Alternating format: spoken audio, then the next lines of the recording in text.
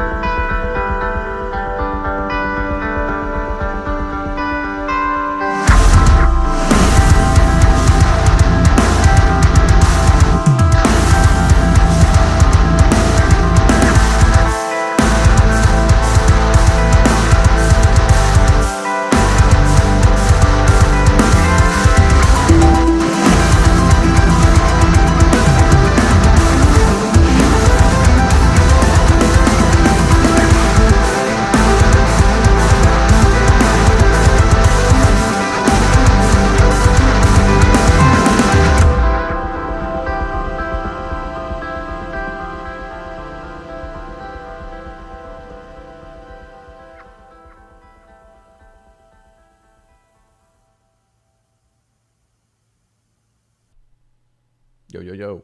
What is up? Can you hear me? Hello, hello. Internet land. What's going on?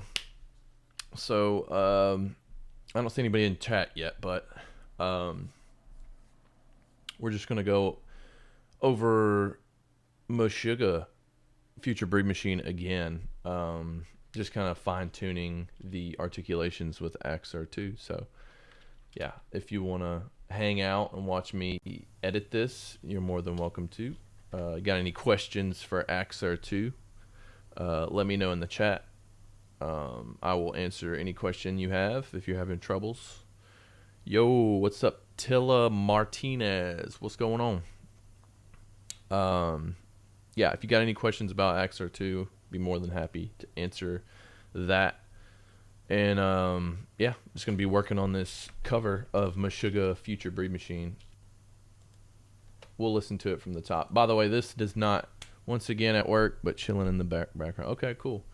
Yeah, this again, this is just a rough demo right now. My master chain is not on, so keep that in mind. The mix will sound a lot different than this, but it's just it's what I have to do so that my computer doesn't bog out, because if I have my master chain on and all this other OBS stuff going on, then you know, then my computer starts acting crazy. So to prevent that, You know, I gotta turn the master chain off. But yeah, we're here, we're chilling, and we're gonna see what we can do. All right, so this is what we have so far.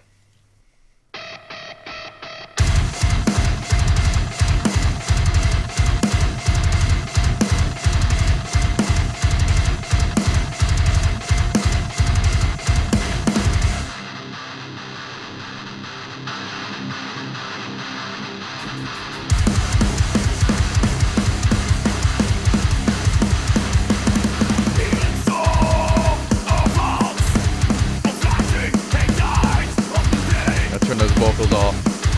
Don't want to get copyright strike.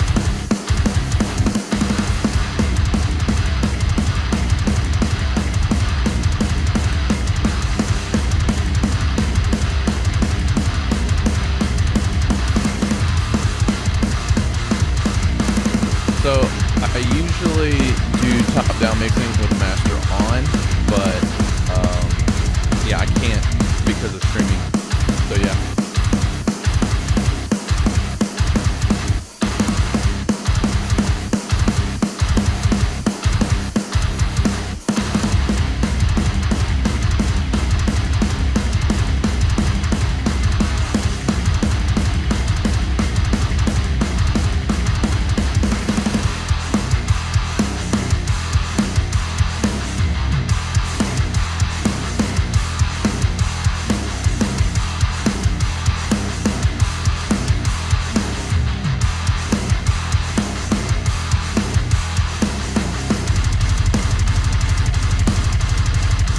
That's where it starts sounding very robotic because I don't have the key switches in or the velocity layers adjusted. So that definitely sounds a little fake right there.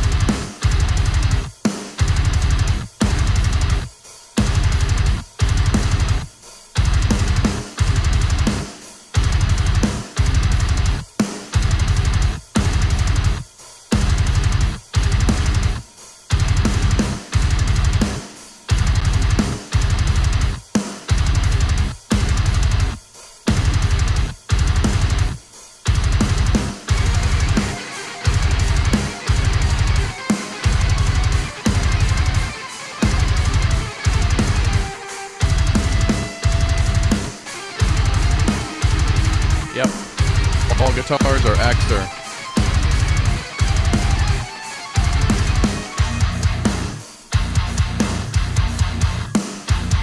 Oh yeah, Misery Signals cover's definitely coming.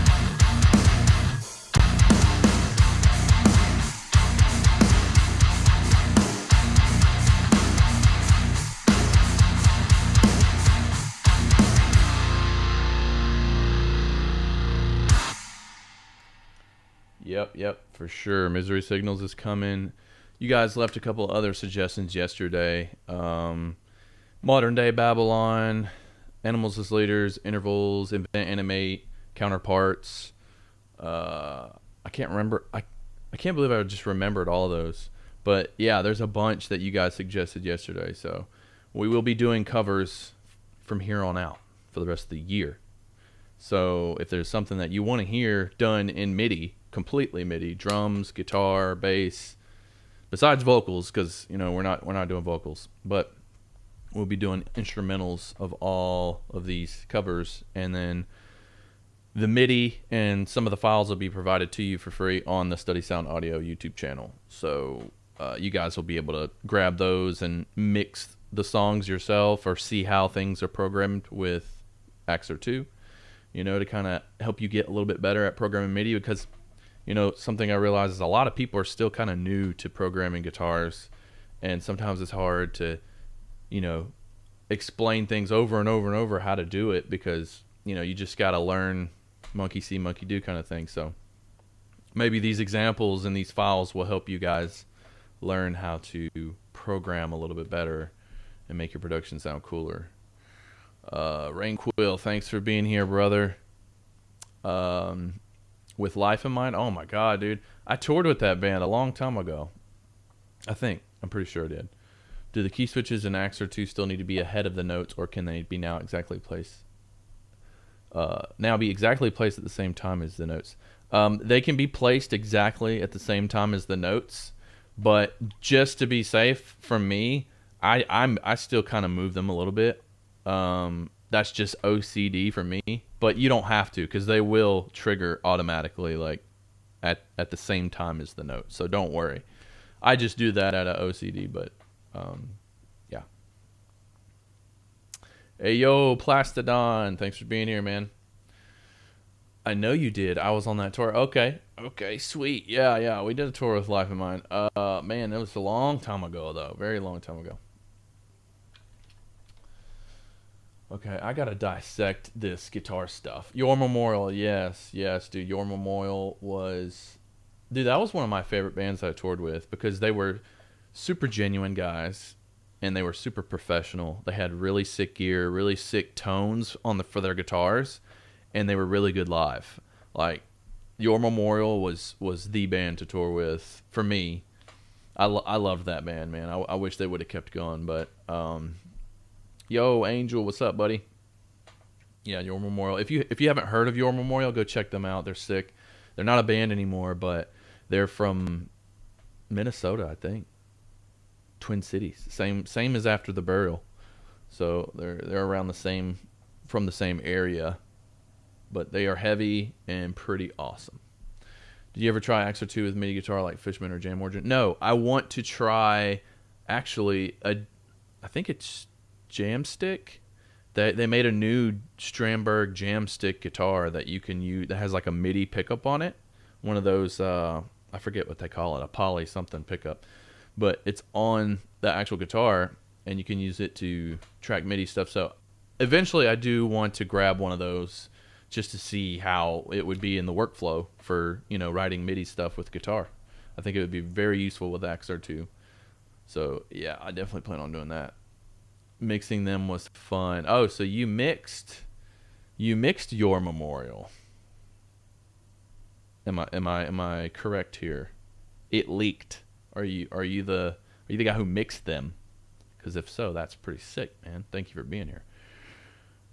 Yo, Renzo, what's up, buddy?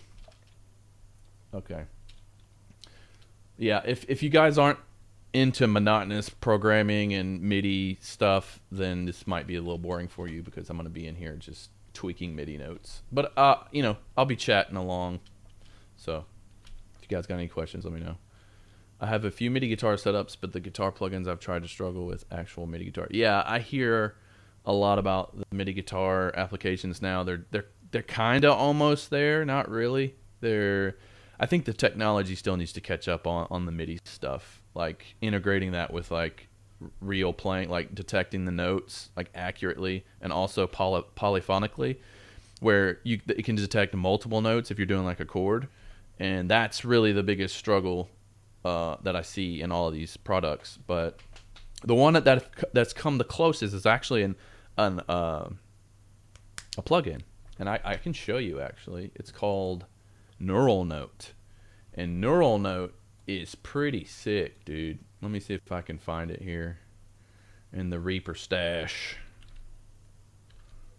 Neural note. There we go.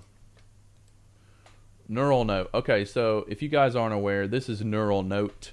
And what this does is it lets you like track with your real guitar, and it'll detect the note and convert it to MIDI. So then once you like hit record on your in your DAW, and then I did a video on this on my YouTube channel. So if you guys want to learn how to use neural note, go to my YouTube channel and there's a video on this. I forget what video it is, man. I'm sorry. But I talk about this plugin, and you basically just track your guitar DI. And what's cool about this is you can export like Axure DI if you wanted to see how accurate it, you know, detects the notes. And then once you record it, I think you hit one of these buttons over. Yeah, you hit this button right here to record. I think you hit this one and it records whatever you feed into it, right? And then once you do that, you take the file and you drag and drop it into your session here. Yeah, you drag and drop it into your session, and then you'll have the MIDI. So this is really good for, you know, if you'd like to, you know, just get some MIDI out. If you don't like the way your guitar sounds or whatever, you know, you could just get the MIDI for it with your real guitar, and then just convert it over to Axure MIDI or whatever. And that's what I was doing with it. So this one's the most accurate. I just love MIDI and programming so much. That's the wife there. Warren Phillips, Canadian. Okay, Warren, dude. Yeah, of course. I remember you, Warren. Of course, buddy. Of course, I remember my good bud, Warren. Which is the man.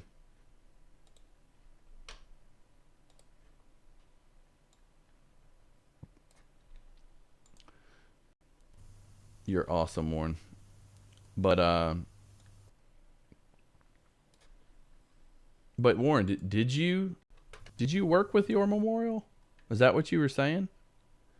I'm sorry, the chat's not loading for me, so I can't scroll up to see.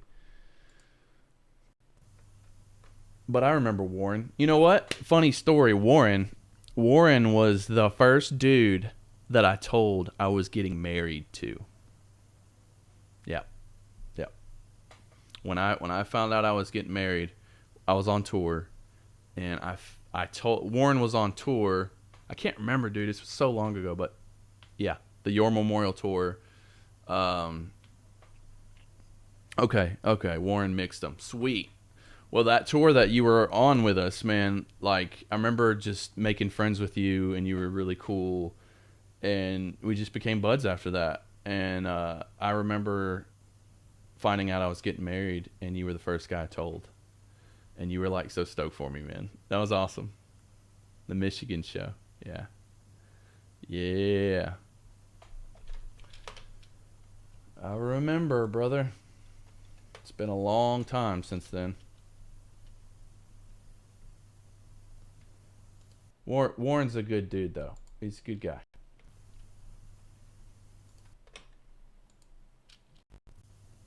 What's up, Electric Lettuce? Thanks for being here. Yeah, you didn't miss anything, man. We're just continuing on with the Meshuggah MIDI cover. I'm just tweaking some of the articulations and stuff so we can make sure that they're accurate. I'm going to go ahead and move that MIDI back just because I want it to be on the grid when I'm editing. All right, I have to review some of this. By the way, the guitar tone, I know it's not that great. We're gonna reamp and stuff, and maybe I'll go over the reamping stuff on stream as well when we get to that part. I'm gonna be streaming all this stuff, so maybe when we get to the reamping part, I'll show you guys how I do that.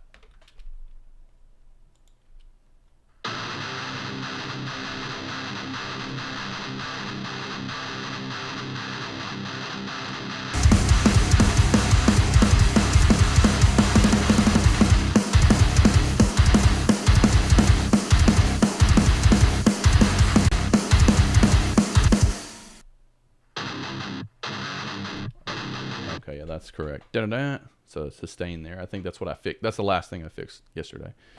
What album did you mix, Warren? I'll go listen. Good people deserve good things. And seeing Alan that happy made me happy. Oh man, that's so sweet, dude. Thank you, man. Yeah, I was super stoked, man. That was the day my life changed, and it's been uphill since then. I didn't mix Your Memorial. I mixed Your Memorial on their tour with Life in Mind Era and the other band. Yeah, yeah, for sure. Yeah, you did really really well, man. They sounded super heavy every night. And there was one riff, dude, I can't remember what song it was, but it was just like it was so sick. Every night they played it. Heavy.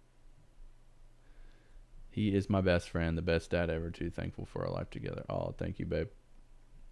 Now I got to go load up some sugar. Yeah, dude. Go listen to the original cuz the original is sick. Like, I'm not trying to mix this and say, "Oh, I want to mix it better." That's not it at all. I literally just want to see what this sounds like with MIDI and also provide you guys with MIDI so that you can learn how to program with Axure. So that's the only reason I'm doing this. I'm not trying to, you know, be a super awesome mixer guy right now.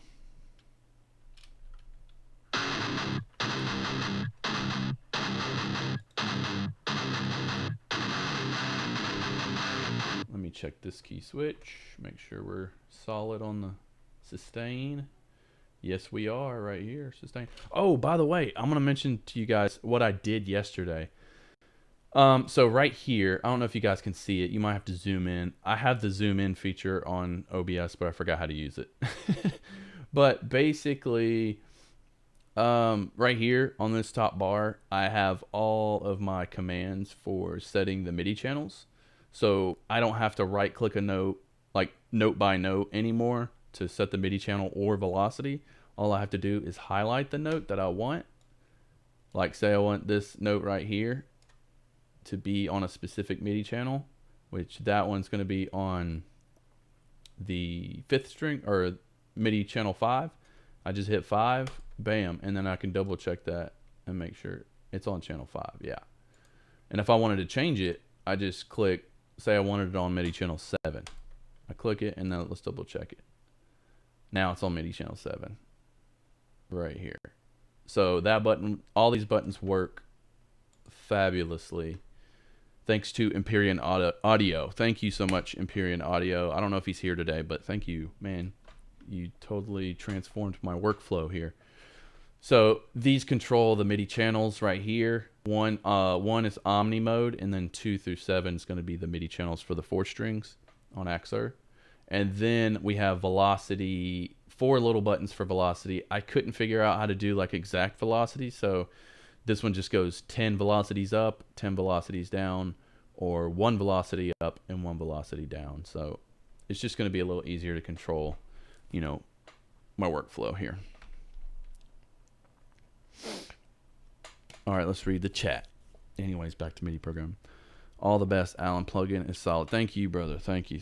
I saw Meshuggah a couple of years ago. Their light show is the best, or is the most bananas thing I've ever seen. I bet, man. I bet seeing Meshuggah live would be amazing. If they ever swing by Alabama or Georgia, I'll probably go see them. I really wanted to buy Axure II. I always see Chris Badan playing with it, and as soon as I can, I'll get it myself. Thank you, man. Yeah, definitely, man. No rush on it, but whenever you can, definitely try to grab it because, yeah, I'm trying to change the game in the MIDI world, man.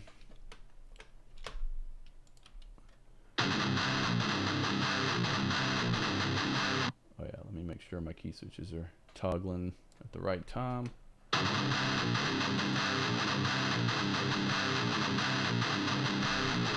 Wait. I usually offset my MIDI. Yeah. So right here, like I was saying yesterday, when you're playing guitar, you don't hit every note at the same time. So you want to program it realistically. And I move my second strings, which is both of these notes. I move those over a 1/28th note. And I do that for pretty much every chord or whatever, which these two right here need to be moved. These two need to be moved.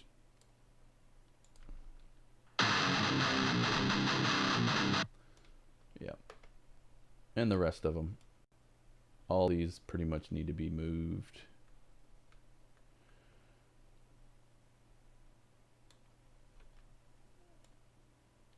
Yep.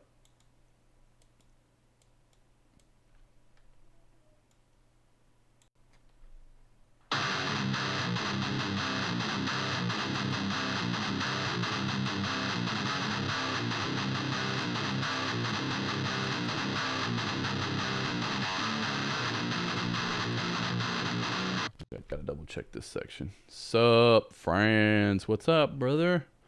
How you been, man? I hadn't seen you in a while, or seen you around online. I guess I haven't really been online much. I've been working on Axure, dude. This thing. Well, nope, not that. That's neural note. I've been working on this for the past 14 months of my life. So it's finally out, ready to go at studysoundaudio.com. But yeah, I've been just busy doing this, man. Haven't been online much. I started a YouTube series in January. Yeah, it's on Contact now. You can use it on the Contact 8 free player, so you don't need the full version of Contact, just the free player. But it has to be version 8. But yeah, I started a YouTube channel back in January of 2025, and I was really stoked on it, man. And like just writing music, and I still have all those songs and plan on doing stuff with them, but it got to the point where like I needed to focus more on this, on Axure over here, and I couldn't do the YouTube full like gung-ho and do the product at the same time, because it was just, the product required all of my attention. So I had to kind of dial back on YouTube and just focus on this, which I'm glad I did, because now it's out. And now I'm getting back into the YouTube space, but it's going to be a little bit different.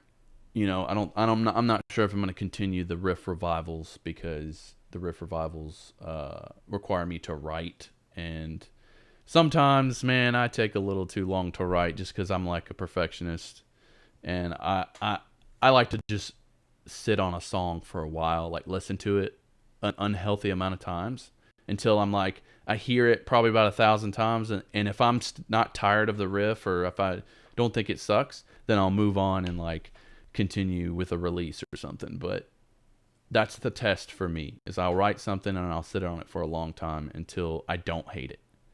But the true test is, if I do hate it after 1,000 plays, then I got to go back to the writing process. And that's my process. So that's why it takes me so long to release music. But yeah, the videos for YouTube are going to be more about this, you know, about Axure, and you know, just showing you what Axure can do in live streaming. So I'm going to be doing this live streaming a couple of times a week, not every day, but you know, a couple times a week I'll be doing this. I'm not sure if I'm going to have a schedule or anything yet, just kind of taking it day by day. Lurk. Yo, Chovy, let's play. What's up? Do you know the Dirty Roses dudes? They're from Gadsden. I met them through my girlfriend, and they are some cool dudes. Yeah, I think I know some of them. And Sarah, my wife, knows a few of them as well. They are playing a big festival in PCB with Post Malone. Yes, they are. Just want to say you're one of my favorite guitarists. Hope is all is well. Thank you. Thank you. Yeah, all is well. All is great. Lurking while I work. Hey, that's cool with me. What's your thoughts on the Native Instruments Contact insolvency? Yeah, I talked about this yesterday, but I don't think anything's gonna come of it, man. I think we're gonna be okay. You know, our instruments, everybody that owns Contact, I think we're gonna be okay, because there's so many like high level producers and musicians that use Native Instruments products, and it would just be insane if it just disappeared.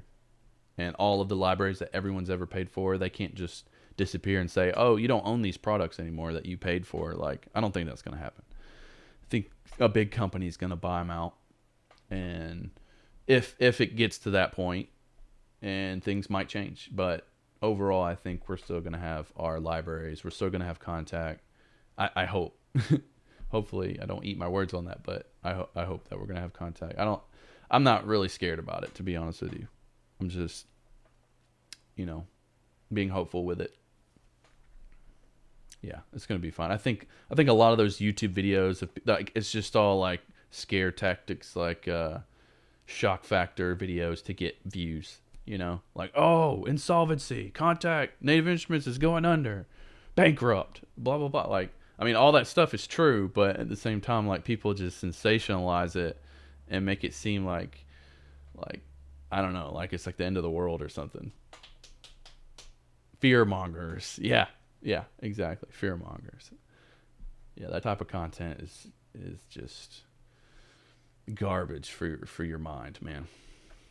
Can it do quad track without phase issues? By the way, it's nice to have Carbon as a MIDI instrument. Yeah, dude, it can do quad tracking.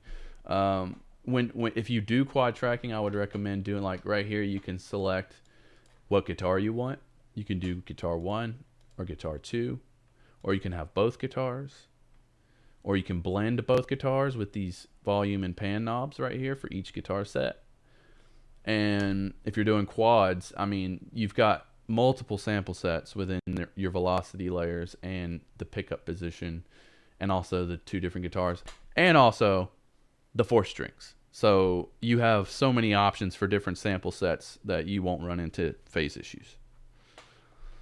I've already thought about this very thoroughly to make sure that people don't have any issues. And if they do, I mean, there's things you can do to combat that, like moving your MIDI over just a little bit. You know, not every MIDI note needs to be exactly the same on the grid, kind of thing. And there's this phase shift button here on the phase drive pedal that you can use that will shift the MIDI just a little bit. Yeah, just it's all good, man. Quad track away.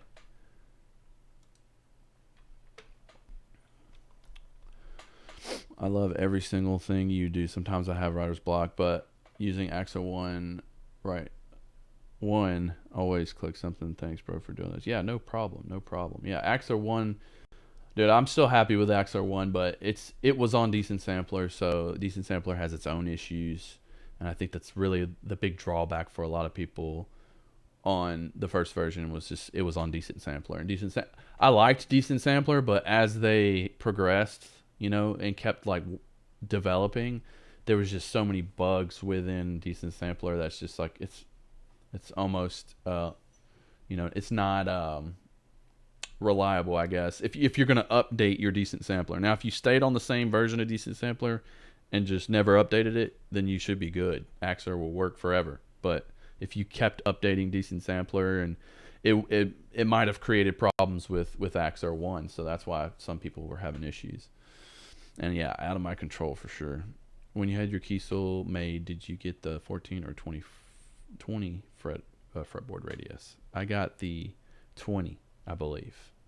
Are you talking about the Axure guitar or this other one? Because the other one right here is another Kiesel that I ordered after Axure 1 came out. But this one here is the one I used for the library. And that one, I can't even remember, dude, the specs on that one. But it's just a 6-string. And that one right there is like a Strat style mahogany body. It's got the Alan Holdsworth bridge pickup, and it's got, I can't remember what neck pickup it's got in it, but it sounds cool. But it's got a very Stratty sound, and it's not really for metal. I've found out. I've been trying to play metal with it, but it's like really hard because like the Alan Holdsworth pickup on it is not for metal, and I should have known that. So yeah, that guitar has a very distinct Stratty sound, so I may just use that guitar for like leads and Stratty stuff. I may do something interesting with it, you know, with you know, some Stratty style playing, metal, try to infuse that somehow. It smells of rich mahogany. Yeah.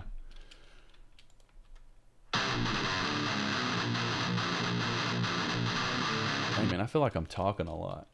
Sorry guys if I'm talking your ears off.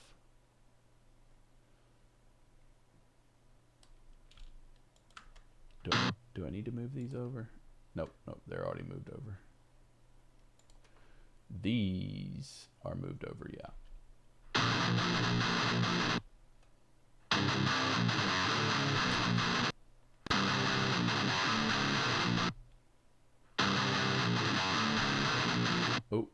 This one actually can go up a couple of velocity layers.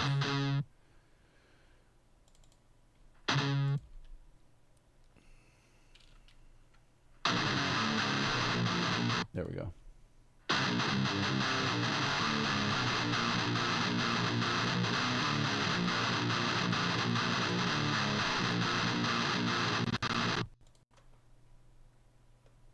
I think I already moved these over. Yeah, I did. I wonder if I did 4 strings on these, though. Let me double check. Let's play. Yep, I did.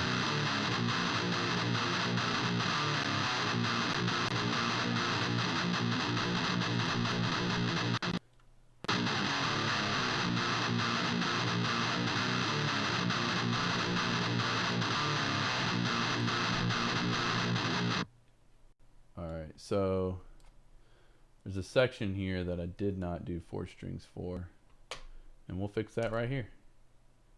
Oh, nope, don't arm it.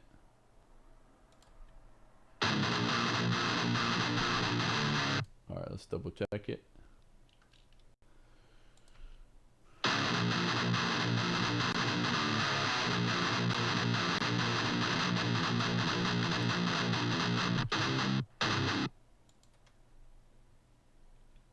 Okay, so these are both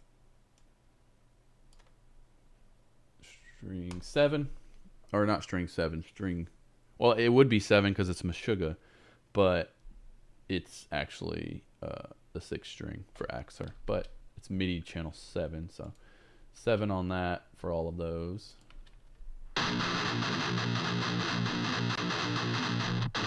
Alright, now let's see if that reflected on the fretboard on 4 strings. I think it did.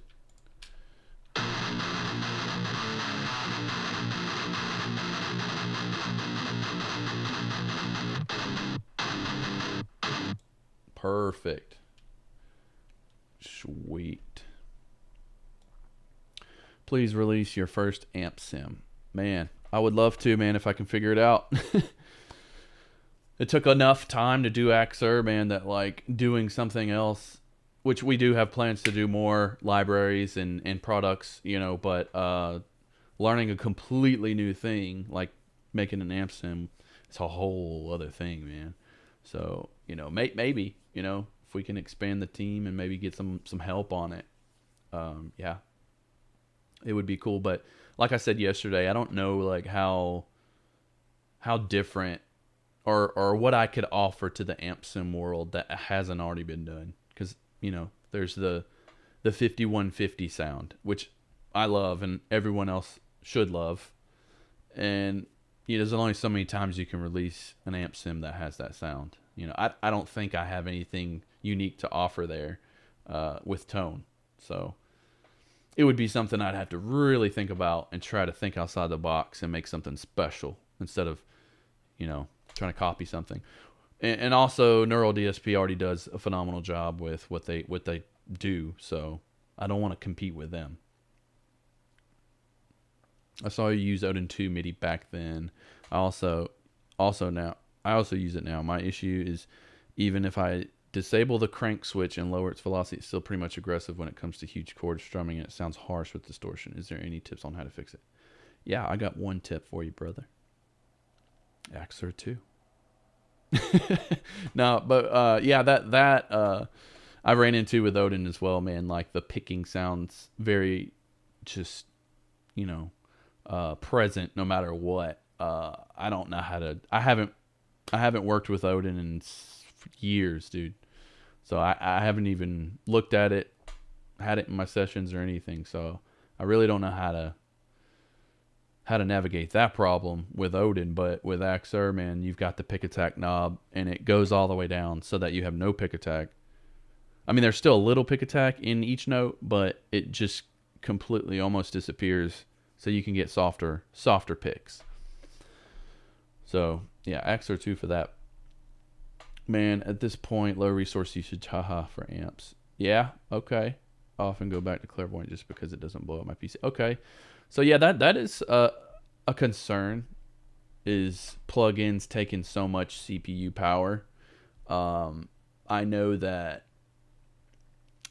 I think the neural stuff does pretty well. I mean, I haven't had any issues on my computer. I use the Helix native plugin. That seems to be okay. It's a little, like when I load it up, it's pretty quick. Let's see how quick it pops up on my computer. It may be quicker on yours. Yeah, see, it takes a second. But I mean, it's pretty impressive, the Helix native stuff. If you don't have this plugin, it's basically the Helix in a plugin. And you can just buy this, and you don't need the Helix products. All you need is just the plugin, and you can make Helix tones, which is pretty cool. And this is what I'm using right now for the tone for this, but this is not going to be the final tone. But yeah, the Helix native is pretty cool. You can do a bunch of awesome stuff with it. I also have the Quad Cortex, but I want this in a Quad Cortex format. Like, I want to be able to like use my Quad Cortex in a plugin like this, like an all-encompassing.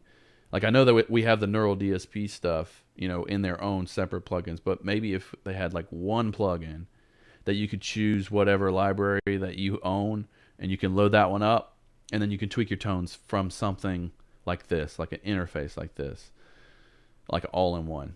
That would be so sick. I'd love to see something like that from Neural DSP.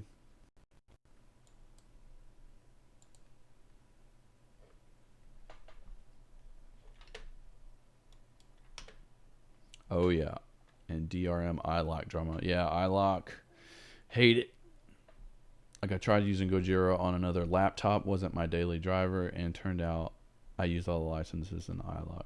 Yeah, but the cool thing about, well, there's nothing cool about iLock, I guess, but one upside is you can deactivate your license on something that you're not using and reactivate it on a different computer. So, I mean, you still have the activations, you just have to deactivate it somewhere else.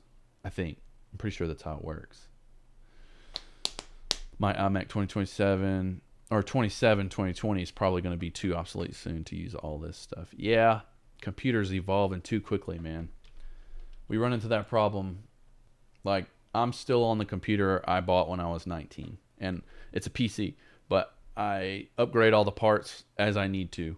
But now it's getting to the point where my motherboard is outdated, which I hate when that happens, because when your motherboard's outdated, then you can't really upgrade any further. So I may be looking at an upgrade here soon as well. Also to handle the streaming stuff.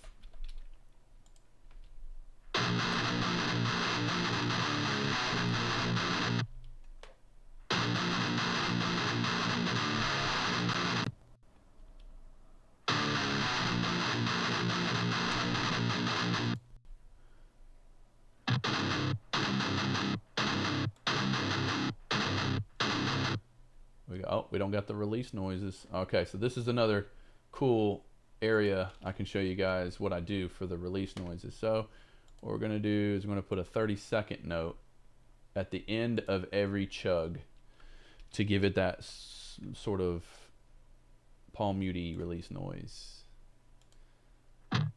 One right there, and one, I think, right here. Let's see. Nope. Wrong spot. It goes right here. I keep forgetting that. It goes one over from where it is. So, is that correct? Nope. Nope. You skip one. Okay.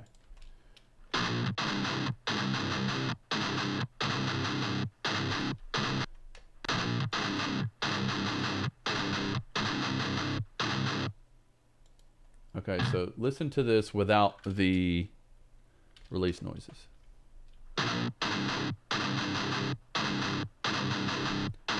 You hear how the note just cuts off very abruptly and robotically? Well, that's why I do these release noises.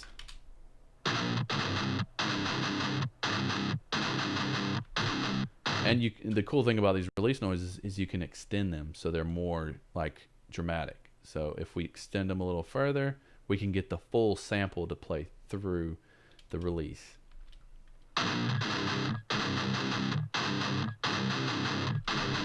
But see, that if you want it to sound kind of real and sloppy, you can do that. But I kind of like to give it just a little bit, just a little release noise nudge. Maybe go out a little further. Yeah, that sounds good. Something like a 30-second note would be ideal. And then you just plug them in after your chugs. And I kind of know that it goes one line after the velocity right here. So it goes skips one and then goes to the next one after each chug for me on this one. All right, skip one. There we go. Skip one right here. Go to this one. Skip one right here. Pretty easy. Hello, Etude. Is that how you say that? Etude? Yeah. What's up? Thanks for joining the stream. We're just working on a Meshuggah cover with all MIDI instruments and using my new MIDI guitar plugin, Axure II. Actually, that's not Axure II. Hold on. Here we go. When it loads. Axure II. Yeah, this is my plugin. And it's on Contact. It's a guitar MIDI library that I tracked using this guitar right here. It's kind of blurry in the background, but it's right there. I've had that guitar since I was 19 years old. And I'm now 38. So I'm an old man with an old guitar. And yeah, new plugin. But yeah, just plugging in some key switches for this Meshuggah cover. Alright.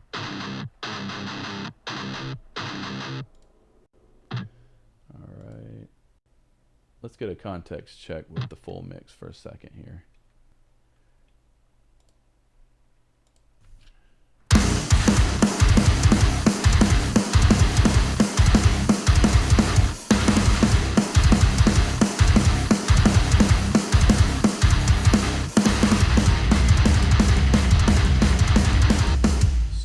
Actually ended right there, so we can move on to the next riff.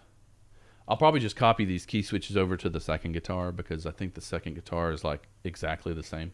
So the only thing I'll have to do on the second guitar is probably input the 4-string key switches, or I could just copy all of that MIDI over it, unless there's like a guitar part that's different than the left guitar. Dang, extending the release noises sounds awesome. Yeah, man. Definitely helps a lot. It gives you full control of how you want it to sound. You know, it's almost kind of like the release knob, but the release knob kind of does a little bit of something different right here. It just extends the sustain for the note, like how long it takes for the note to kind of dissipate. So the higher you turn it up, your note's going to kind of go da. But you turn it low and it goes dun, like very abruptly. So I have mine set at 38 milliseconds, which is a good sort of middle ground for all MIDI or all this guitar MIDI. I rarely move it up unless I'm trying to do something very specific. I only use the Shreddage VST for metal. Are you familiar with that one, or are there any differences? Yeah, I know of it. I don't own it. And I've never used it, but I do know about it. And from what I hear, you know, it's great, man. It's got so many options and articulations and all kinds of stuff. But see, the thing is, it's like how I feel like mine is different is like I'm the guy playing the guitar here on the samples. So like I've been playing guitar my whole life. I know how metal should sound.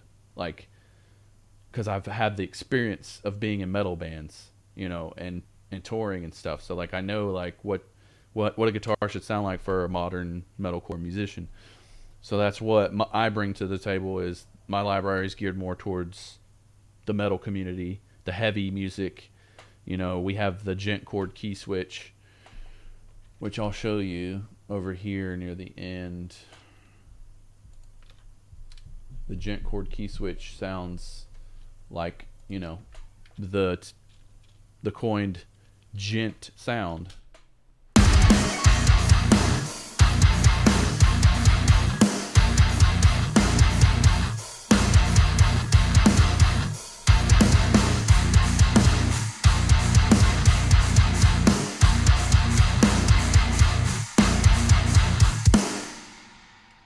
So, you know, that's what I have to offer the MIDI world, is like just my experience and knowledge as a metal guitarist. You know, just something different flavor. You know, because the other guys making these libraries, like I feel like they are musicians too, but I don't know, man. I don't know. I don't want to. You know, I'm not trying to throw shade on anybody or anything like that. It's just I don't think a musician has made.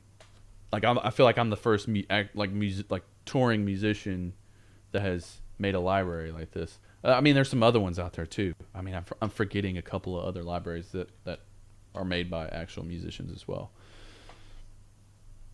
I just mean a metal musician or a musician of this type of genre. You know, it's just high quality awesomeness. This one's different. That's all I can say. Thank you. How did you start making your own library? Is it hard? Yes, it's very hard.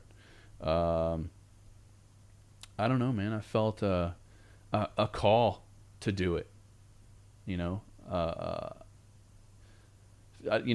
just felt in my heart that I should just do it. You know, I felt it's my calling. It was very hard to get started. I feel like God led me to this to start developing and figuring it out, because I have a lot of skills in music and videography and just all the skills that content creation is nowadays. Like I learned this stuff a long time ago. It's just I never did anything with it until now. And I just combined all my knowledge of over the years and expertise, and just really got tired of working in a factory and, you know, not really making music my career. Because before this, music wasn't my career. I was just like working odd jobs and working factory jobs, whatever I could do to make money. And I got tired of it. I felt like I just wasn't living my life's purpose, really, you know, and it was extremely depressing. And I don't know. I just went for it, man. Used all my knowledge, used what I knew, and now we're blessed to be sitting here now with 2 products, Axure and Axure II, and more on the way.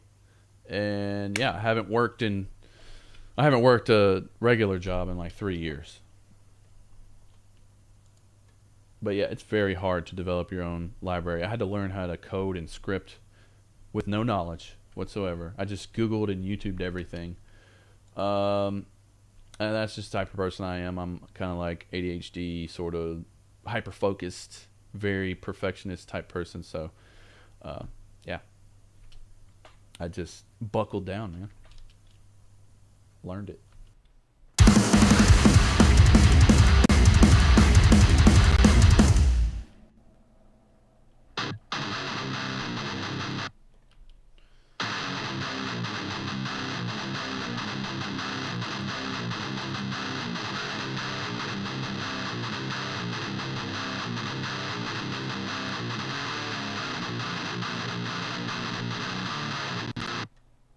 Are we here on this part? Yeah, we are. Oh, yeah. We already passed this part.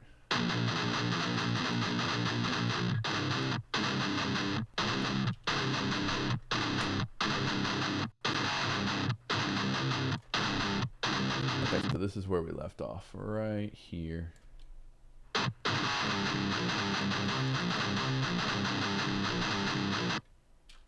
So, dude, what's up, Chris? Hey, man, I hope I'm not overlapping you right now. If you're about to stream, I'll get off. Like, the internet is not for me. It's for Chris Bedan. So, if I need to crawl into a hole, man, and cut off my stream, I will. There's some neat C++ open source libs to make VSTs, playing around a little bit with that. Nice, man. Yeah, go for it, dude. I have a similar RGB color scheme in my room. Nope, not even, man. I'm not that cool. Are you streaming today, Chris?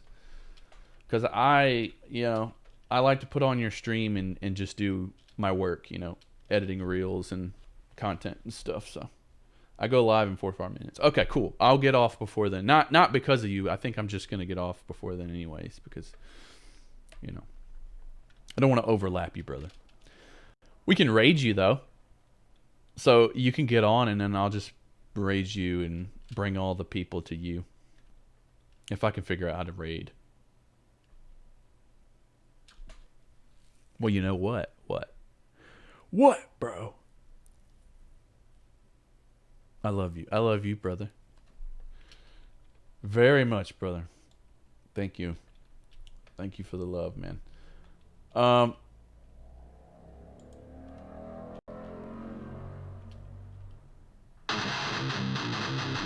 yeah, this is where we left off. Dun, dun, dun, dun, dun, dun, dun. This is sounding sick. Oh yeah, thank you, man. It's just, I'm tweaking, dude. I'm tweaking the key, all the monotonous, like, very meticulous stuff, like the stuff that people probably don't want to do. I'm doing that. Like that little move I just made just now, like moving the MIDI over just a hair, just a little nose hair. Yeah, that's what I'm doing here on stream right now. I'm doing really monotonous moves. Meticulous. It all makes a difference. Yeah, it does, dude. It really does. Like in the grand scheme, it's like you're sculpting, like you're building something, You're like an artist with a sculpture. And every little move counts. The fine details, Like me and Sarah are watching this cake show called Is It Cake on Netflix. And like the amount of detail they put into those cakes, like they'll take like a little straw and they'll poke holes on the fondant to make it look like snake skin. Like that type of stuff. Like that's what I'm doing here. I got a little straw and I'm like poking holes. Just trying to do the fine details. Because in the end, it's really gonna shine, It's gonna make a difference, I feel like. Humanizing the MIDI, yes. Oh yeah. By the way, hey, Chris, what are you doing for guitar tone with Axure, man? Because I need to redo my, like, demo tone here. I think you said you were using Meshuggah. I don't have that one yet, but if I need to get it, I might need to grab that one because I need to redo my tone, bro. Bro, you got to get Meshuggah. I think you'll like it. Okay. Yeah, I've seen a lot of people using the Meshuggah one, and it does sound sick, man. Everybody that I've seen use it, it definitely sounds great. Okay, we move that one over. Gonna move these over. Nope, we already moved those over. We already moved those. Now we gotta move these. One thing is, it's kind of heavy with the CPU. Oh, that sucks. Is it on the Quad Cortex? Like, does it integrate with the Quad Cortex? Or is it one of the plugins that's not, like, formatted to go over to that yet? Because that's a big deal for me. If I buy a plugin, I want it to be available on the Quad Cortex as well. And I know they only have a very, very few. I don't think it's there yet. Man. Maybe when they release that update where Misha's like on the Quad Cortex, I'll probably grab it. Like 100%. Because that's my workflow. I really like to have it on the Quad Cortex.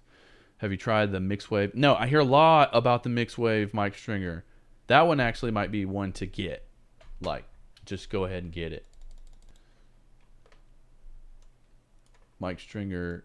All the stuff that you do with it, man, and all the stuff I've seen people do with it, it really does sound great. Yo, Strike J. Strike a spray. What's up? Day 2. Yep, day 2 working on this MIDI, man. Just trying to do the fine details.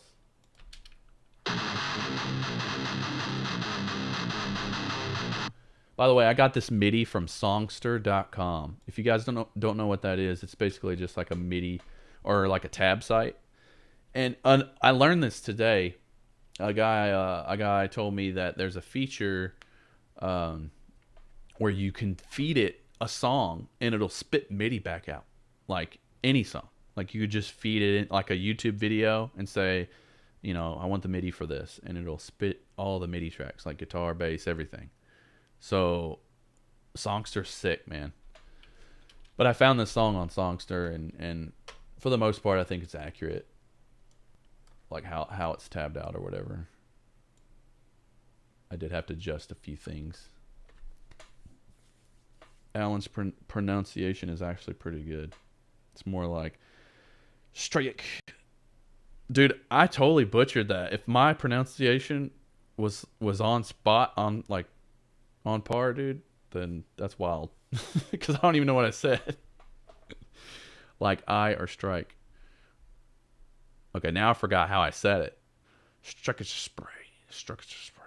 I don't know. Alan, I screwed up for like a whole year before someone told me. Okay, Strayk. I'm just going to call you Strayk. But the IJ sounds... Is that your name for real?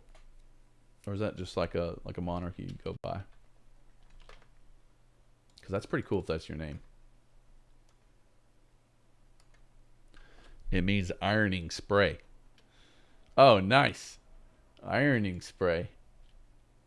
What does ironing spray mean?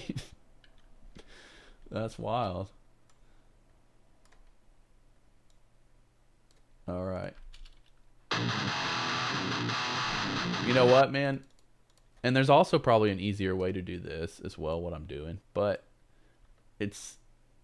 You know, I have to make sure I'm getting the right strings moved over, because I don't move the top string. I just move the second and third string. So I don't want to just highlight all the MIDI and do that, because then I'll miss the top string, and the top string will be moved over as well. So I kind of have to do it very granular like this. Yeah. Basically, yes. I still need to upgrade. Still need to upgrade for sure.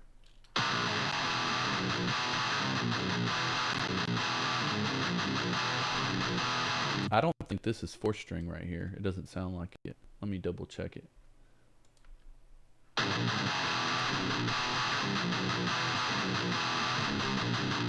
Nope. I knew it. I knew it wasn't 4th string. Okay, so I'm going to highlight all these and move them over. Or we're going to 110 them. Dude, I love how easy this is now. I'm just hitting one button. Oops. I'm hitting one button and then one button to change the MIDI channel. Bam. Now it's on the MIDI channel that I want it to be on. So freaking cool, dude. Oh, you got some macros. Yeah, dude. I went ahead and set them up. Empyrean Audio actually helped me yesterday set these up in Reaper. So now I can just click over here on these little numbers and I can, you know, set a MIDI channel or set my velocities very quickly. So, oh man. Dude, my life has changed. I'm so grateful. And I can adjust my velocities, like right now, going down to 84 for the 2nd string. And then, what are we at? Right here, the 3rd string. We'll go to MIDI channel 5, and then I'll set it to 42, I think. Okay. All right, guys, I got to change my camera battery real fast. My camera battery went out. This happens because I'm using my DSLR camera for my webcam, and you know, I don't have the thing that plugs up and like keeps your camera going. So I'm just constantly having to change batteries. Don't worry, I'm coming right back. I just got to change the battery.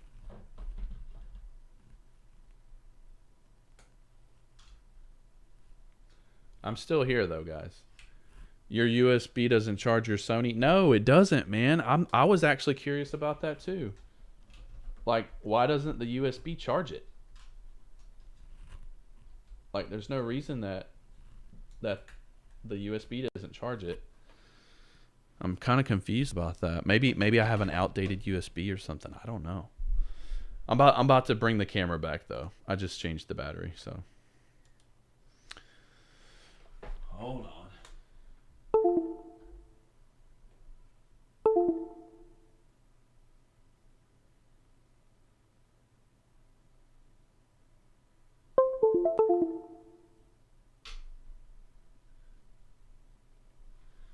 All right, let's bring it back. We're gonna bring this bad boy back. Yes. All right. We are back, boys. I don't know if the camera is at a different angle or not, but we got it. When we're charging the next battery. Yeah, that's what I do. I literally have two batteries, so one goes on the charger, and then one's right now, the new one is in the camera. So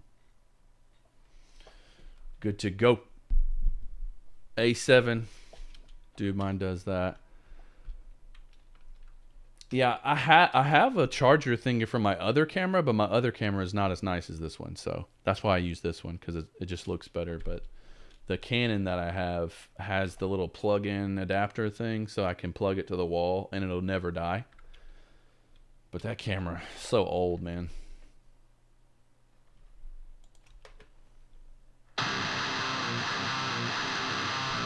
Oh, what happened? What happened? What happened? Something went wrong here. Oh, the key switch didn't activate.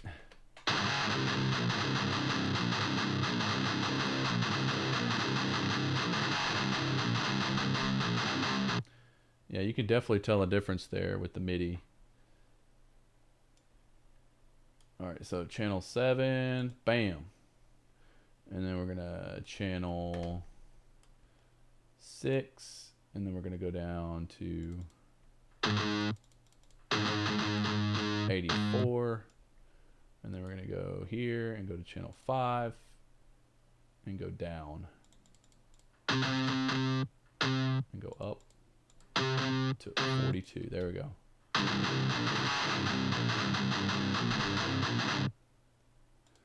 Let me double check this one. Yeah, okay, we're good.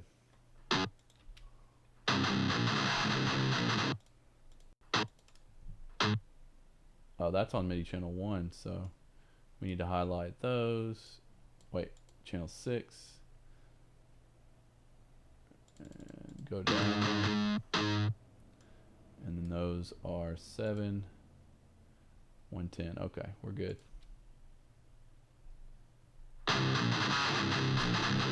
Mine's from 2018, one of those Costco buys, but I used the hell out of it. So that auto routes to channel, I see. Yep.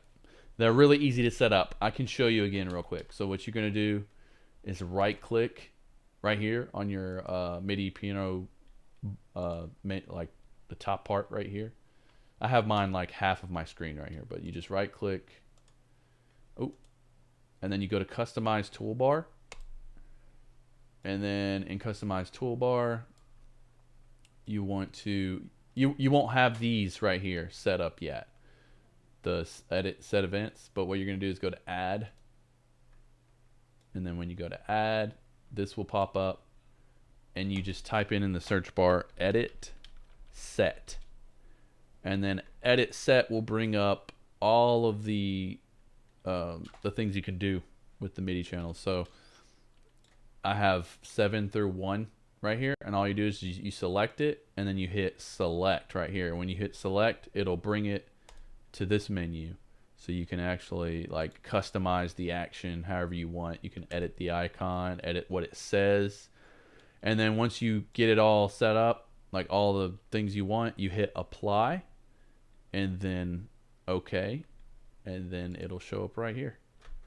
It's pretty easy to set up, man. Definitely recommend doing that if you're trying to quickly edit MIDIs.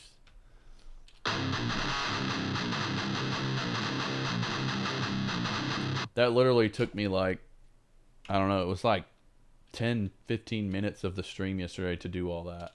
When I could have done it in like, what was that? Like 45 seconds. But I was learning how to do it. Empyrean Audio helped me. This was hilarious to watch yesterday. Joe was explaining in chat. I had no idea what was happening, but Alan was so excited. It was a cool moment. Yeah. I was actually going to clip that. I have it. I'm trying to edit it right now as a reel, but yeah. I'm going to try to put that one out.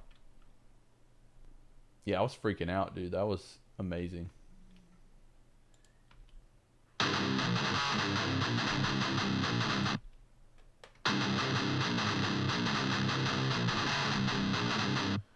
Okay, now we gotta 4-string these.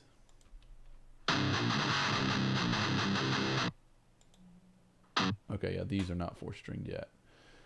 Okay, so we're gonna highlight these. Channel 7, they're already at 110. We're good to go there. And then this is channel 7 as well. Up 10, up 10, up 1.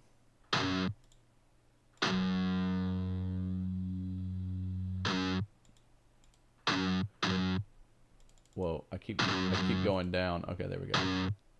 And then this one is MIDI channel 6, and we're gonna go down to 84. Okay, and then this is gonna be the second note, which is gonna be MIDI channel 6, and go down to 84. Oh, it was already set. Okay, yeah, these were already set. Never mind.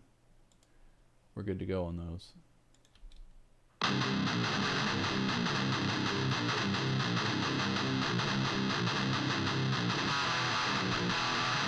Okay, yeah, this is where we gotta set some key switches. I think the key switches might be a little different here. Wonder if I can build this into my little guitar designer VST I'm working on, trying to make something super streamlined for programming guitars. Nice, man. Yeah, definitely post whatever you're working on in the Discord, man. I'm sure the people would love to know about it.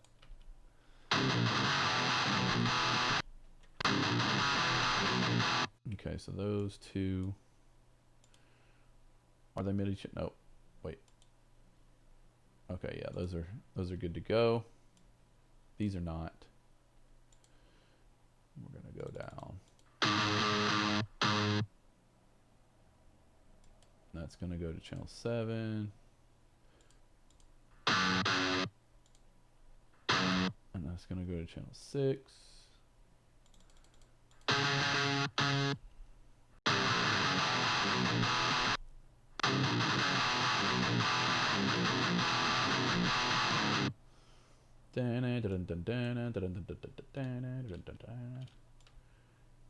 Okay, so we're gonna copy all these.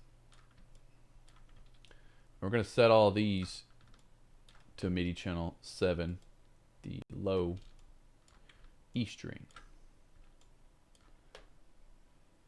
And I know some of you guys are wondering, like, well, why didn't you make MIDI channels 1 through 6 the strings? Well, it's because we have Omni mode, which is going to be the default state of how the plugin works. You know, like predetermined sort of strings based on how we track the library. So it's not going to be a 4-string. It's going to be Omni. So we had to kind of move up the 1 through 6. Now, what I could have done is made channel 7 Omni and then made 1 through 6 the strings. But if I did that, then when you started the plugin, you wouldn't have any sound because nobody has their MIDI channels set to 1 by default. Most DAWs and most, you know, MIDI instruments are set to channel 1 automatically. So we didn't want someone to load up the Axure II and then be like, where's the sound at? And then they have to like go through this whole thing of setting it to MIDI channel 7 and blah, blah, blah. So to make things easier, just leave channel 1 as default Omni and then go up to 2 through 7. And if we do a 7-string library, which I'm thinking about, we'll probably go up to channel 8.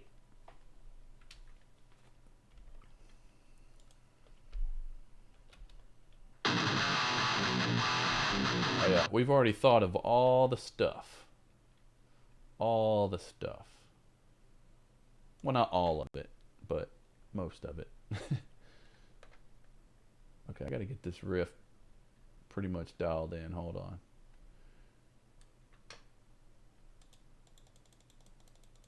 All right, so all those will be 110, I believe. So we're going to go up and set them to MIDI channel 7. What key switches would you advise to use in a simple rhythm chorus, rhythm strum pattern? Key switch. What key switches would you advise? Okay.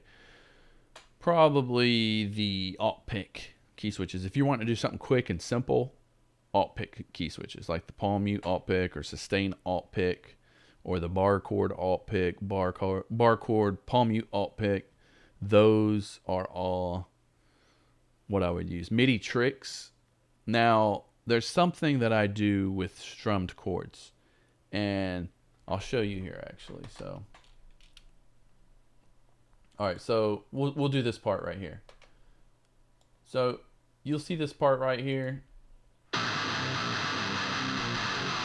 Da da da da da. That part right there that goes da da da da da.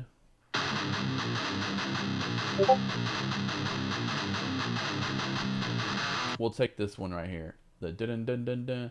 So when you strum, right, you're gonna go from the top string to the bottom string, or from the bottom string to the top string, however you want to think about it. But this is gonna be your low, and it's gonna be the next string. So if you're doing an alt pick sequence, you're gonna come up, right? So you're gonna go from the top string to the bottom string. So you're gonna want that next note, the second string, to come first. So what I would do is move that MIDI over and then move this one that way. So you're getting like a true sort of down, up, down, up, down, up sort of thing going on. Alternate picking. And then this one's already set, you know, like it was. And then for this one, we'd move this over. And then what I typically do is move both of those strings right here over just one 1/28th note. So that way you have sort of like a realistic strumming sort of motion. Down, up, down, up. Okay, now let's hear it with the key switch.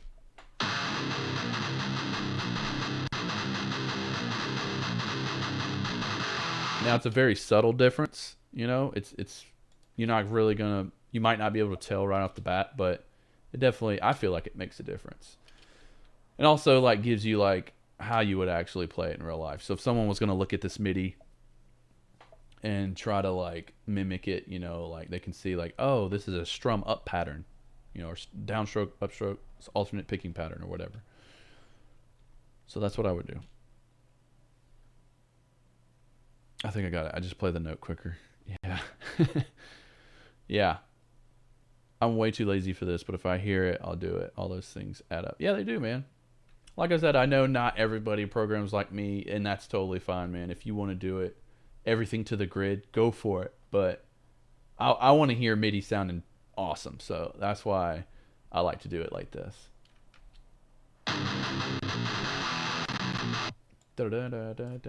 Yeah, this section right here is very repetitive, but it's a sick guitar riff.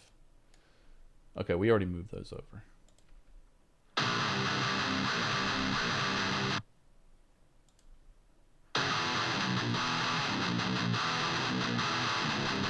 Oh yeah, I didn't do all the 4 strings for that yet. So second string.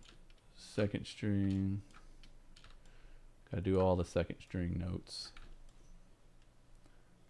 Oh, that's not second string. Some of them are second string, some of them are not. That's a second string. Wow, this is kind of hard. See, that's where this gets a little confusing. It's like you got to be able to tell what string is what note is what. How about humanizing larger chords without sloppiness? I haven't gotten to that part yet because I was gonna go over that with the clean guitar section in this song, because there's like a clean part where he's like picking notes. I'll show you in just a second. Hold on. So we've got, what time is it? It's 1:19. Okay, we're still good. We're still in the stream zone. We're not in the Chris Bedan zone yet. All right. So that note. Okay, yeah, I got a second note. 20:30. Okay. I don't tell time. I don't tell time in military, but I'll try to decipher what that means.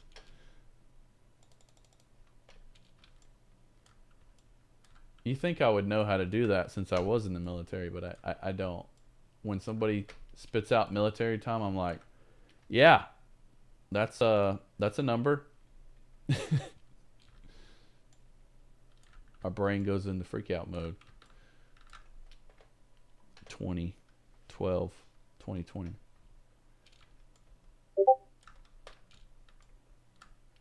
Dark Lord just showed up in the Discord. What's up, Dark Lord? If you're watching the stream, thanks for joining the server, brother. Dude, the server's growing, and there's people in there talking like every day. Like, that's pretty cool, man. Like, I'm stoked about that. The community is growing. I love it. More and more people are opening up their minds. Whoa, what did I just do? I don't know what just happened in Reaper. I've never seen that happen before. I really don't know what happened. That was wild. I think I accidentally grabbed some MIDI that I didn't mean to. Yeah, I did. Oh, nope. Let's do that. Okay, sweet. Oh, yeah, and I grabbed this MIDI too that I wasn't supposed to grab. All right, so now we can go to... Oh. Are we good? Yeah, we're good. Or no, we're going to go down to 84 and channel 6. Thanks for your service, Big Pimpin'. Do you use MIDI drums as well for your tracks? Which ones are good? Yes, I use Modern and Massive 2, or I use Modern and Massive 1 actually, but I do have Modern and Massive 2. And yeah, that's pretty much what I use. I don't use anything else. I probably should venture out and like try the other stuff out there, but like I'm stuck in like, I don't know when Modern and Massive 1 came out, but I'm still stuck in that time zone. Because I'm just like, I loved the way that Modern and Massive 1 sounded, that I just wanted to get good at mixing that kit. And I feel like I've come a long way with that kit. Okay, so we set it to mid channel 6, which is correct. Okay.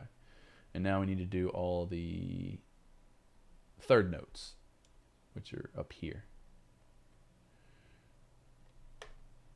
Yep.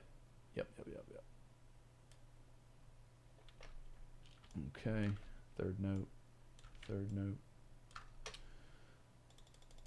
Yep, MIDI drums are key, man. I don't know how to play drums, so I have to use a virtual drummer. I think a lot of y'all do as well too.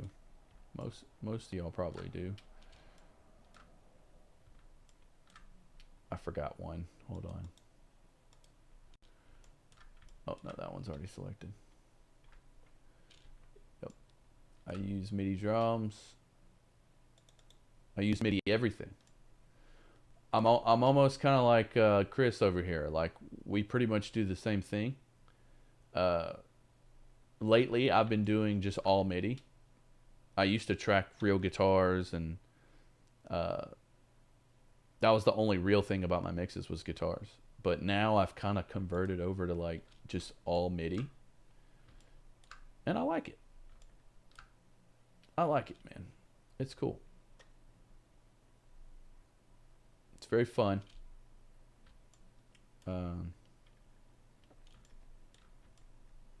You never get bored. You get inspired.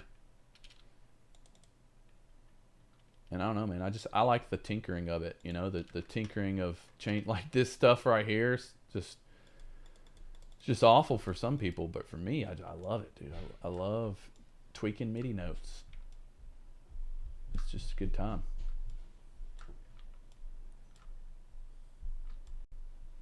You know, if you were my friend growing up, it'd be like, hey man, let's go do this, blah blah blah. I'd probably be like, no man, let's stay home and program MIDI.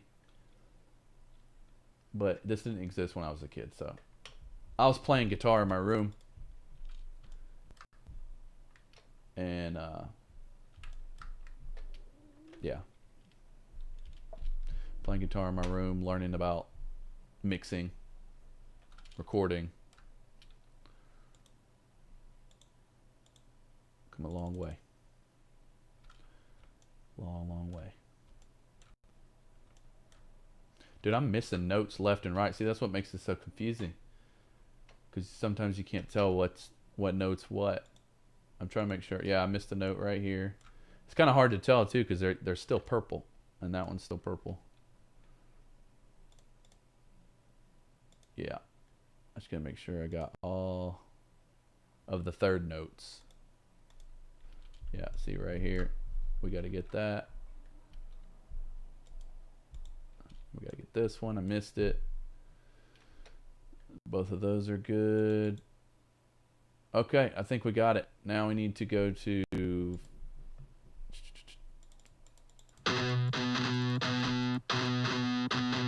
Actually, hold on.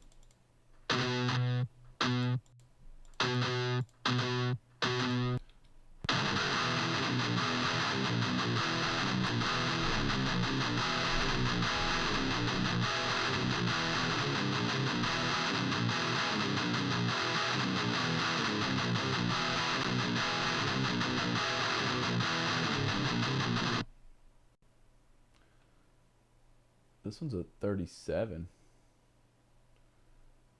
How's this one at 37?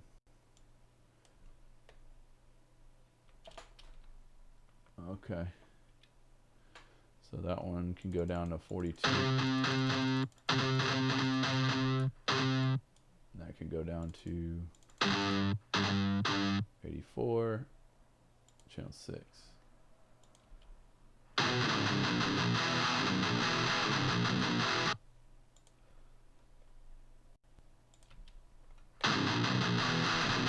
All right, now let's double check the riff over here. You'll be surprised how many people use MIDI now. Lots of people coming up to me at NAMM. Oh, nice, dude. I'm glad to hear, dude. Glad to hear that. Who would you say, Chris, like that you were surprised by that was like a MIDI user? Like just to name a few. I'd say they are fine, especially when you start out learning how to use it. Very skilled guitarist playing in a huge band programs his rhythms. What drum program do you recommend? We'll go live in a few. Come check it out. Yeah, dude, I would definitely like to know who is a MIDI guy or who's into that. Let's check out this riff.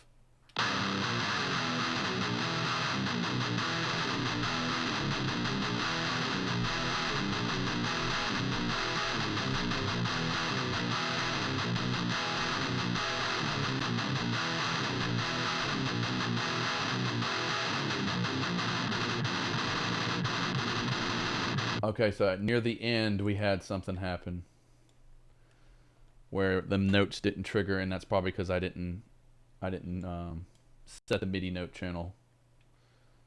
I probably missed a few notes.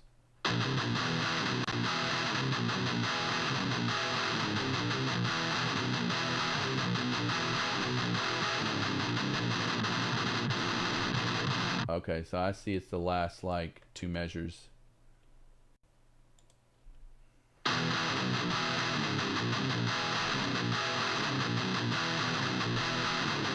All right, we're gonna go from here. So I'm pretty sure, yeah, it's the last 2 measures. And we'll double check all these just to make sure they're good.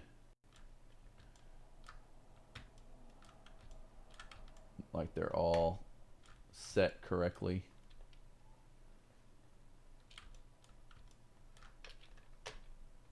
Actually, we can highlight that.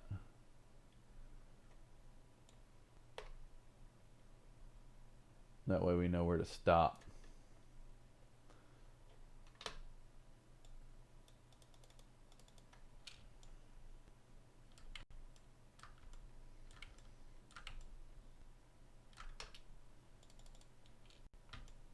Okay, so channel 7. Okay, we're good to go there. Now we gotta do the next string. I know this is tedious, guys, but this is what it takes if you want to be a MIDI king. Crazy. Do the MIDI takes make it to the final release though? I feel like the use of MIDI is one thing, but for final product on label release feels a little off to me. Crazy. Like I said, you'd be surprised. But I mean, AI music is getting signed nowadays, so who am I? Yeah. It's either MIDI or they record note for note, which is basically sample guitar anyway. Yeah. That's what I was thinking, dude. Because, you know, dude, I've been recording albums for years, and every time we did, it was note by note or section by section. Like, we would rarely ever record a guitar part that was like just a riff, like a complete riff. And especially if you recorded with Brian Hood, it was like it's like Lego blocks. You would play like a few notes, and then you play the next few notes, and he would piece it together like Legos. That has been my recording process for years, like the past, how long ever it's been, I don't know, 15 years. And now if you could play the riff very clean, I mean, you might do a scratch take, but you'll probably punch in the parts where you sucked, and he would still piece it together like Legos. And especially for leads. Leads were very, very like note by note kind of thing. So, man, you'd be surprised, dude, the studio magic that goes on in like high-level productions. And this is like from days back.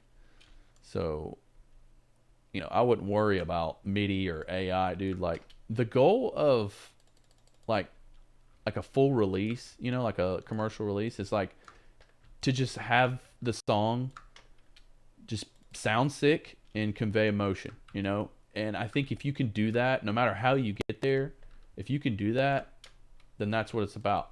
You know, it doesn't matter if you use MIDI instruments or whatever, you know, as long as you wrote a sick song and you made somebody feel some type of way with it, you know.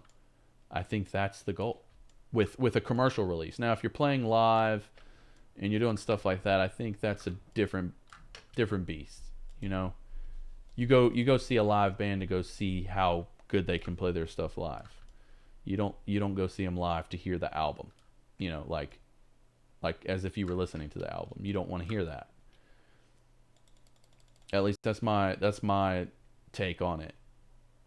You know, I think if you want to sit down and listen to an album, you want to hear the best version of what that is for that band or artist. People want that tightness. We confirm that. That's how Zach Cervini records. Yeah, exactly. Yeah, tightness, man. Note by note kind of stuff, and it sounds almost like MIDI, and that's just the reality of it, dude. And that's what it takes to get like high level productions to sound larger than life and, you know, polished. Nobody on this earth plays that clean, and if they can, they're just abnormal human that has a lot of practice under their belt. More than 20,000 hours, probably 100,000 hours practice at their craft. So, yeah, I think 5. I think, you know, it's just it's the way she goes. It's the way she goes, boys. I don't know if you guys watch Trailer Park Boys.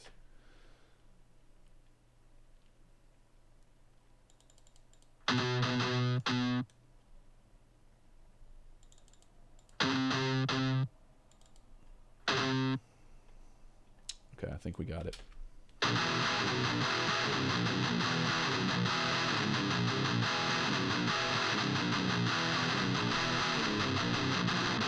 Okay, this is the part where it started to sound like MIDI. So we're going to have to fix that. I think we're going to fix this section. The next section, hold on. Let me go here where Franz, I don't know if Franz is still in here, but he did ask about the chords being jumbled up or whatever. Like to keep them from being jumbled up. We have some MIDI notes that we can test this out with for the clean right here.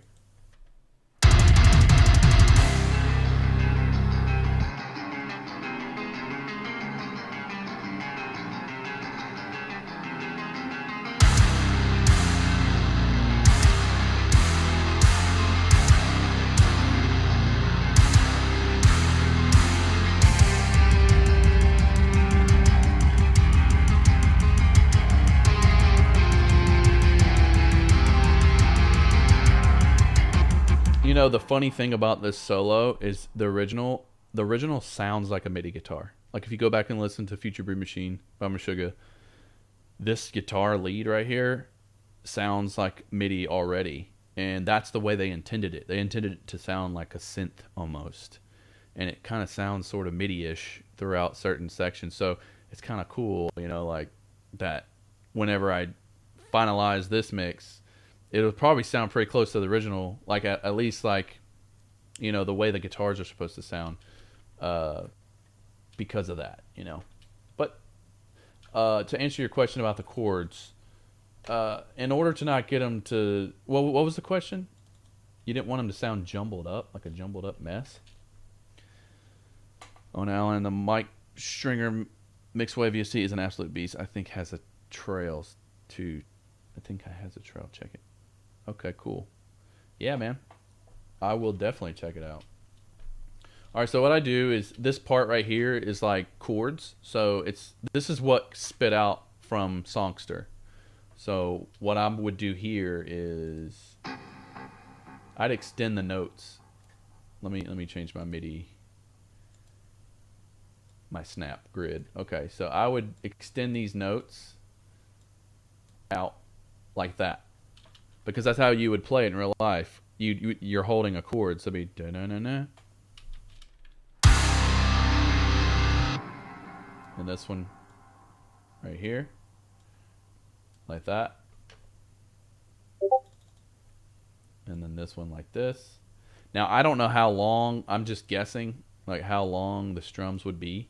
I guess until the next, like, succession of notes comes in, the because that's how I would play it in real life. So I would just overlap the notes like this. Or let me solo this out.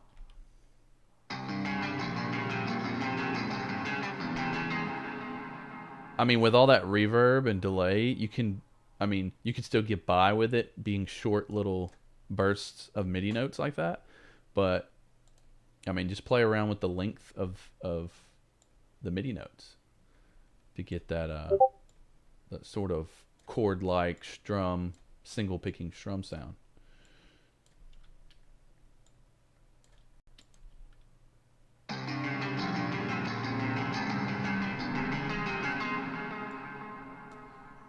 So I don't know how long these are supposed to go, really. I guess this is it. Let's see. Let's test it out.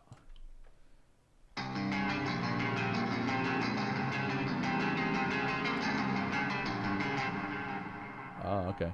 What I had originally, which I thought was the way it was played in the song, was I had like some articulation set, but I noticed when I went back and listened to the original that there was no palm muting or anything going on in that part. It's literally just open sustained notes, just picking the notes as a chord. But I thought this sounded pretty cool.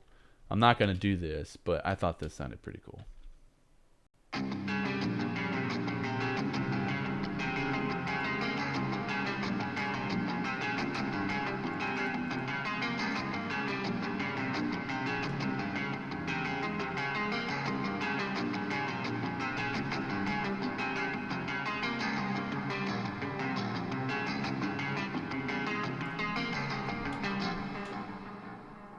It sounds a bit weird, like there's some wobbliness going on here. It's because of my effects. It's not Axure. It's just the delay and reverb kind of reacting with each other.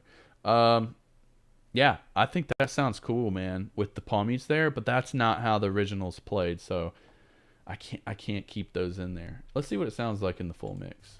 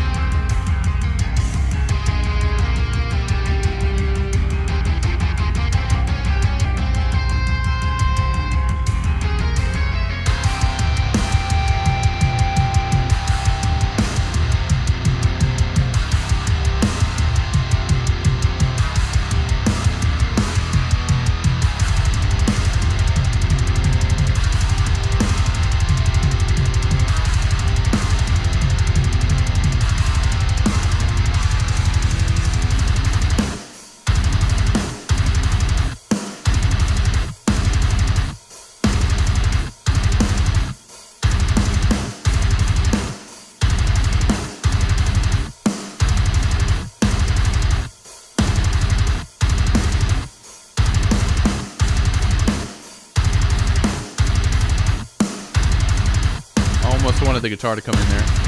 There we go.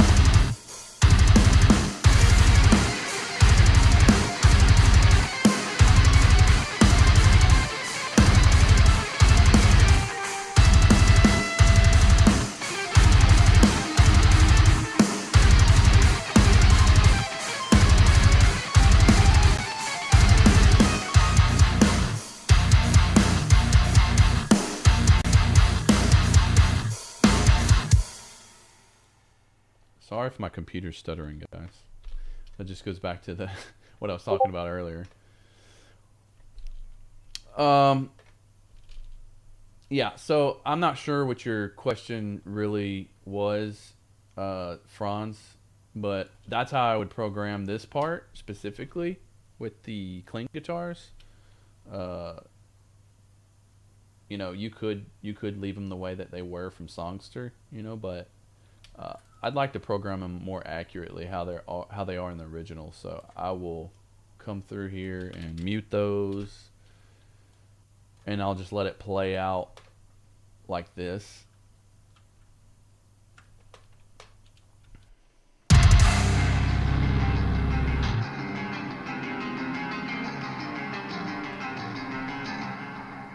But I'll adjust all the MIDI to where the notes are ringing out over each other.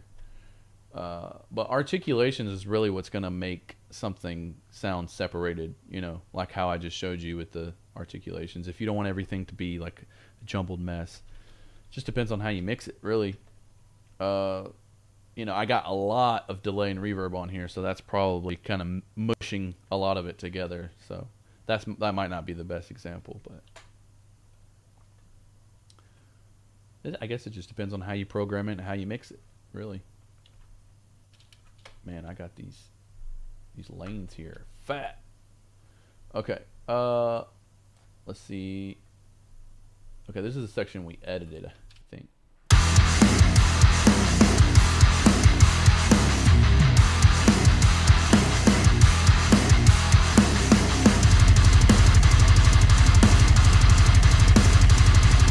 Okay.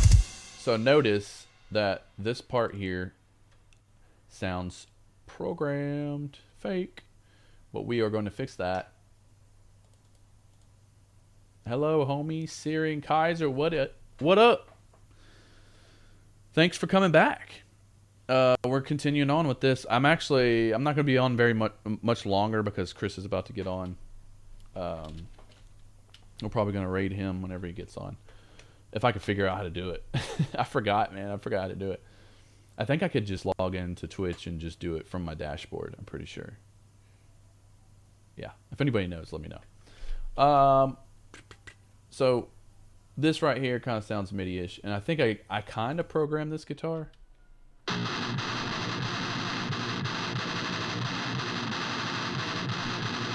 Okay, yes.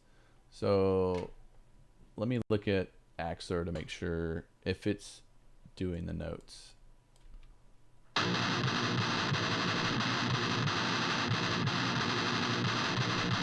All right, so that one sounds okay, but we can still change it up a little bit. So for this, like I was saying, it's going to take some time to really program it, but if you want it to sound realistic, you're doing the down, up strokes, right? So you would take these two MIDI notes, and we'll go back to 1/28 notes. And since it's an upstroke, those two notes are going to come up next.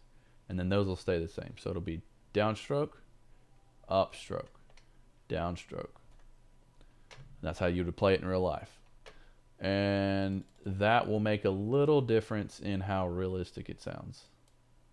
But there's also another thing you can do too on top of that, which you can change some velocity layers depending on how hard you pick on. So the down and the up. So the upstroke would be stronger than the downstroke. So you would change some of the MIDI note velocities on the upstroke. That's another thing you could do. So for this, so this is the upstroke right here. So I would take this and I would probably move it up to like, let's just say 50, whatever that is, 50, or 60, right? And then this one will probably be about the same. We'll go up. And then for these, they'll be lower. So we'll go, we'll take that one and we'll go down -10, -10. All right. So we have different velocity layers for the upstroke.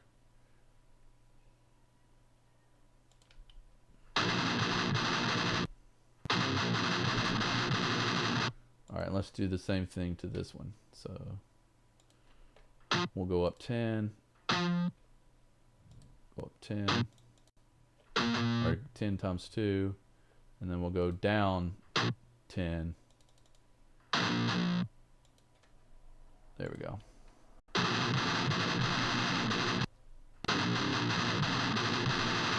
To me, I can tell like there's just a slight difference in the realism there.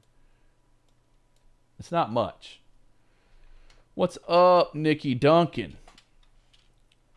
Thanks for being here. We're just mixing a Meshuggah cover right now, Future Breed Machine, and I'm showing people how to use my MIDI guitar plugin, Axure II.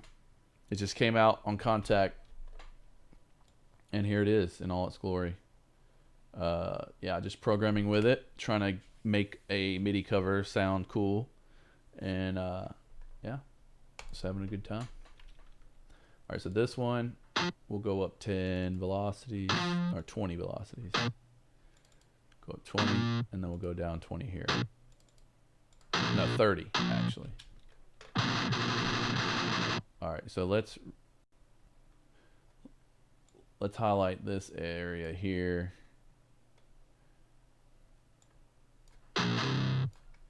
And we'll replay it.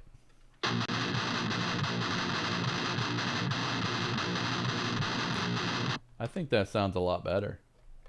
Like less robotic sounding. For sure. But see, now I have to do that for literally every single chug. Like the amount of work that I'm putting into this for you guys is absurd, but I don't mind it. I don't mind it, guys.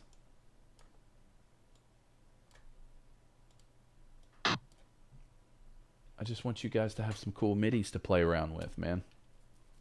And if this helps you, then great. Mission accomplished.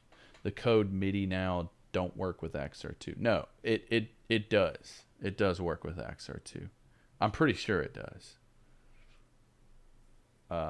try it. If it doesn't work, let me know. If you've tried it and it doesn't work, then let me know. Because I'm pretty sure it does. And if not, you can use this code, which helps my boy out. I put it in the chat. So if MIDI now doesn't work, use Bedan24. Your boy Chris Bedan gets a kickback for that, and also you get a discount. So it helps. It helps people. It helps musicians. Helps you. Helps more than one person here. So if you want everybody in on this, Bedan24 or MIDI now, it should be working. I don't know.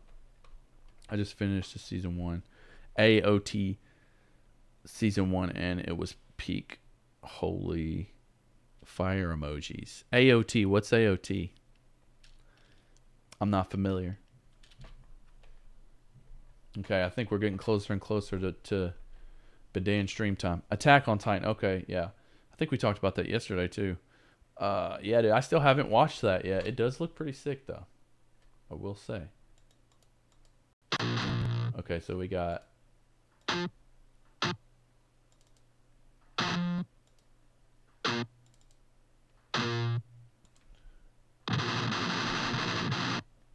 oh yeah. Oh yeah, this is definitely going to make a big difference, I think, in the realism of this part.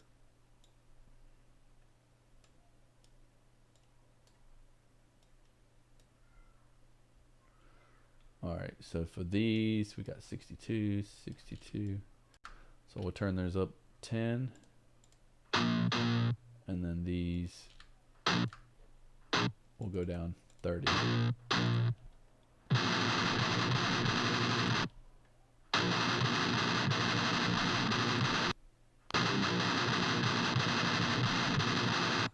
Yeah, there we go.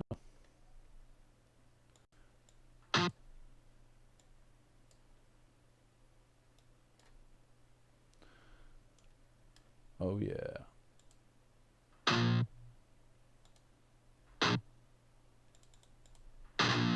I gotta turn those up 10 more. Yeah. Yeah, MIDI now not working for me, but Dan24 does work. Okay, cool. Yeah, yeah. If you'd like to help fellow musicians and also help yourself, definitely use the Bedan24 code, man. Because that's like, but Bedan is not 10% off. Yeah, that's correct. Because Chris gets a cut of that sale, and also you get $10 off. So it helps more than one person. That's why the code is not 10% off. The 10% off code MIDI now. I'm not sure why that's not working, man. I'll have to look at that after the stream. You're more than welcome to wait for that code. I'll fix it after the stream if something's wrong with it. But I will say though, the Bedan24 is going to help more than one person here. So just throwing that out there. Because Chris is, I consider Chris a part of the team because he, not only uses Axure, but he helped develop the first one, like the GUI for it, or the UI. And we appreciate that very much. And Chris has been with us since the beginning, so he's very much a part of the team in my eyes.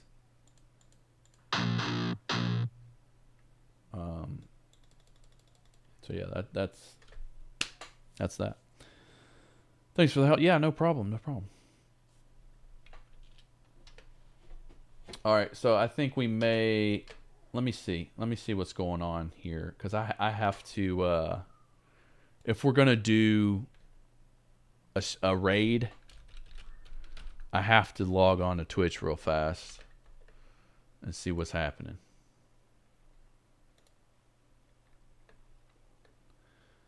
Because I honestly don't know how to raid.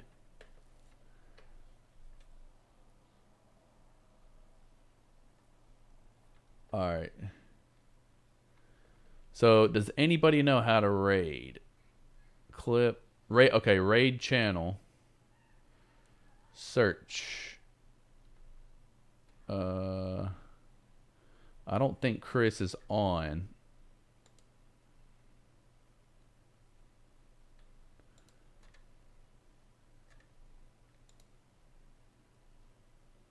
Not yet.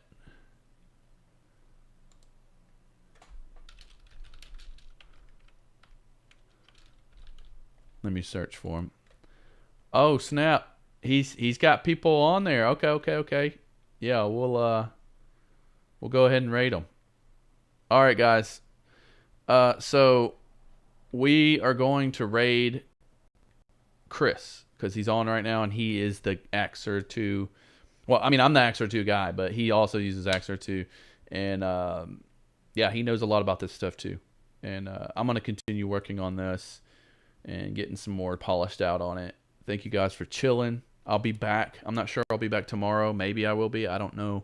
Just keep an eye out on the YouTube channel for the replay of this stream, and keep an eye out for tomorrow for also another stream, possibly. But yeah, thank you guys for being here.